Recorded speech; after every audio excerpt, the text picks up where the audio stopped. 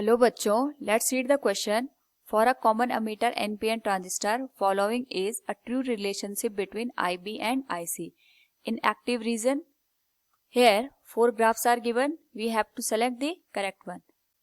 Now first of all we will discuss here the key concept, which is current gain in common emitter transistor.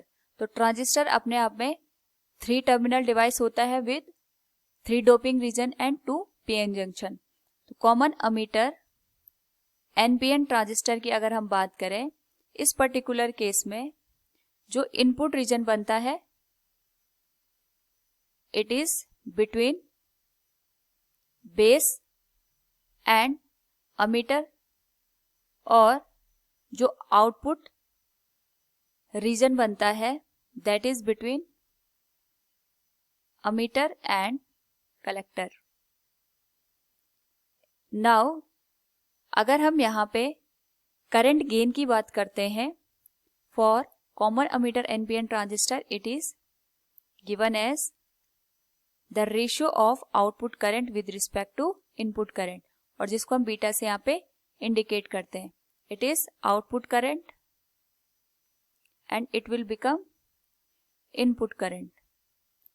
तो जो common emitter transistor होता है उस particular case में output current is IC and input current is IB. जब भी हम यहाँ पे इनपुट और आउटपुट करंट को देखते हैं उस पर्टिकुलर केस में जो आउटपुट वोल्टेज होता है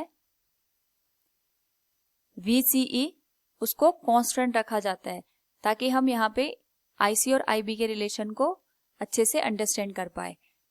तो अगर हम इस कॉन्सेप्ट को देखें यहाँ पे, तो IC will become beta times of IB, और इसी एक्सप्रेशन को हम लिख सकते हैं IC is directly proportional to IB, यानी दोनों एक दूसरे के डायरेक्टली प्रोपोर्शन में होते हैं.